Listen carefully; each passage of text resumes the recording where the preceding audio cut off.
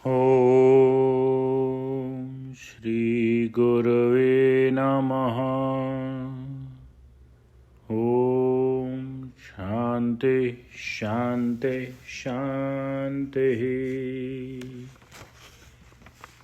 प्रणाम भगवान।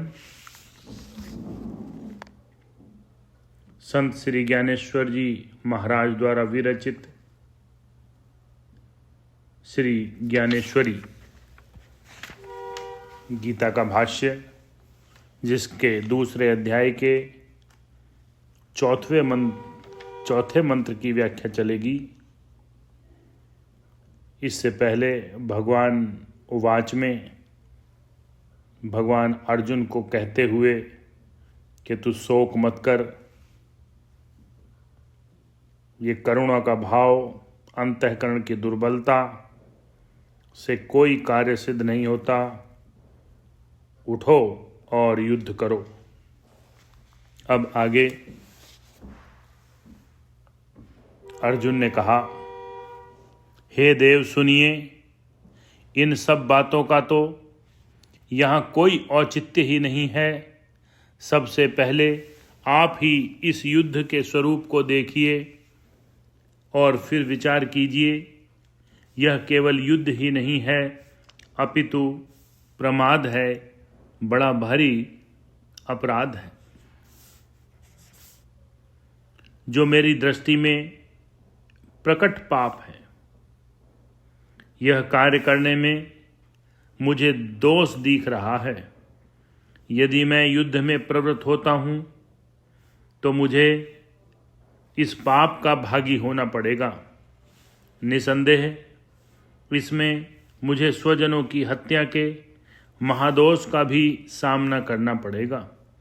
हे प्रभो, जरा आप ही विचार करें कि जब मुझे यह मालूम है कि माता पिता आदरणीय हैं और उनके सम्यक प्रकार से संतुष्ट रखना चाहिए, तब भला उन्हीं का वध मैं अपने हाथों से कैसे कर सकता हूँ। हे देव, संत महापुरुषों के समुदाय को सदा नमन करना चाहिए और संभव हो तो उनकी पूजा भी करना चाहिए, किंतु यह सब कुछ छाड़कर उल्टे क्या हमें उनकी निंदा ही करनी चाहिए।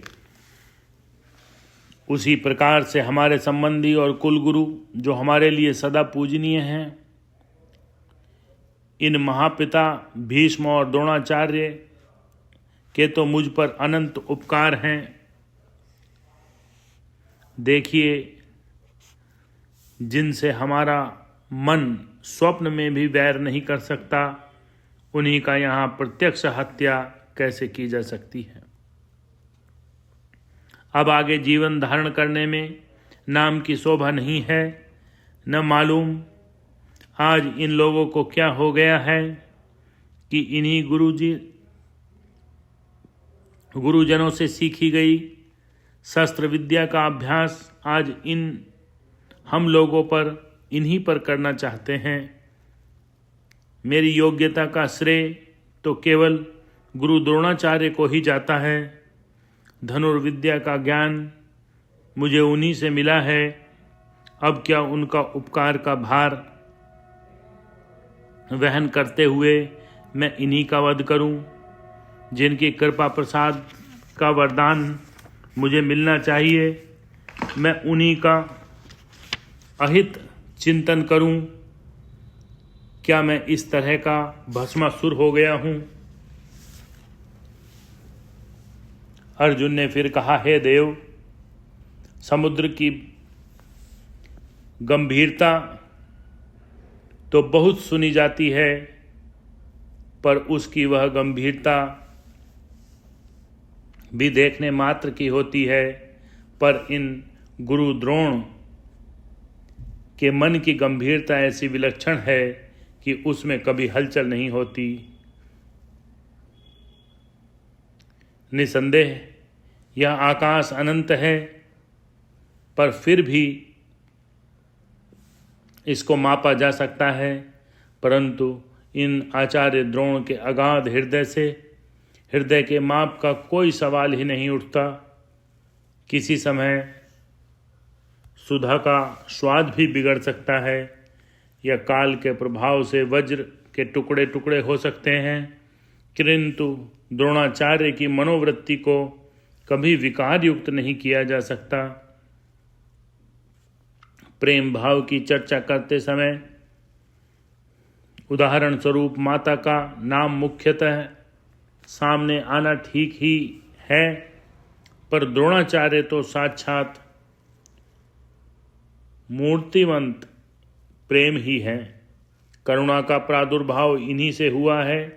समस्त गुणों के धाम भी यही हैं। इतना ही नहीं, ये विद्या के असीम सागर हैं। फिर अर्जुन ने कहा, ये इतने बड़े हैं, फिर भी हम लोगों पर इनकी कृपा है।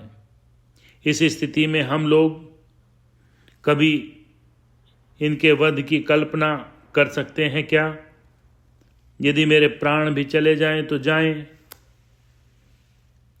पर यह स्वप्न में भी नहीं सोच सकता कि पहले तो मैं युद्ध में ऐसे लोगों का वध करूं, तब जाकर राज्य सुख का उपभोग करूं। यह राज्य सुख ही क्या, यदि इंद्र पद भी मिल जाए तो भी मैं इनका वध नहीं करना चाहता। इससे तो यही अच्छा है कि यहाँ भीख मांगकर जीवन निर्वाह कर लें। इतना ही नहीं, देश त्याग करके अन्यत्र चले जाना अथवा गिरी कंदराओं में निवास करना भी श्रेयकर है, पर इन पर शस्त्र चलाना कदापि उचित नहीं है।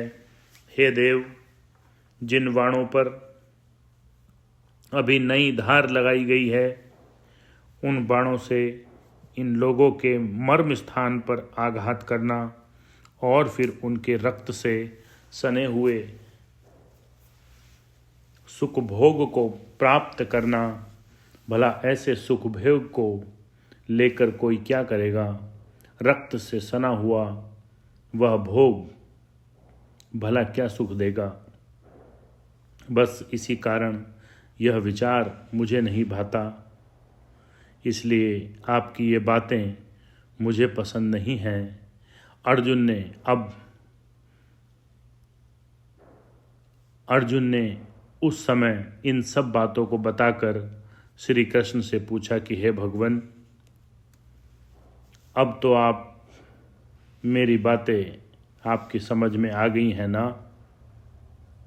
किंतु अर्जुन के अंतःकरण में इस बात का भी भरोसा नहीं होता था कि श्री कृष्ण ने मेरी ये सब बातें मनोयोग पूर्वक सुनी हैं। इस प्रकार का विचार होते ही अर्जुन बहुत व्यग्र हुआ और फिर पूछा कि हे प्रभु, इसका क्या कारण है कि आप मेरी बातों पर गौर नहीं करते? हे भगवान, मेरे मन में जो जो बातें थीं वे सब की सब मैंने स्पष्ट रूप से आपसे कह दी। अब यदि वास्तविक तत्व इससे कुछ पृथक हो तो उसे आप ही जाने। यहाँ युद्ध के निमित्त हमारे समक्ष वे ही लोग उपस्थित हैं जिनके विषय में हमें कहीं से भी यह भनक भी लग जाए कि इनके साथ हमारी शत्रुता है, तो हमें सचमुच तत्क्षण प्राण छोड़ देने चाहिए। ऐसी दशा में यह बात मेरे समझ में नहीं आती कि अब ऐसे लोगों का वध करना उचित है या नहीं, अथवा इनसे युद्ध करना।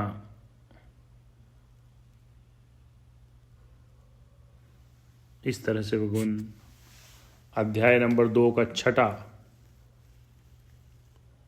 मंत्र पूरा होता है। कल 7वें मंत्र, जो बहुत ही सुंदर मंत्र है, उसकी व्याख्या प्रारंभ होगी। ओम शांति शांति शांति। प्रणाम।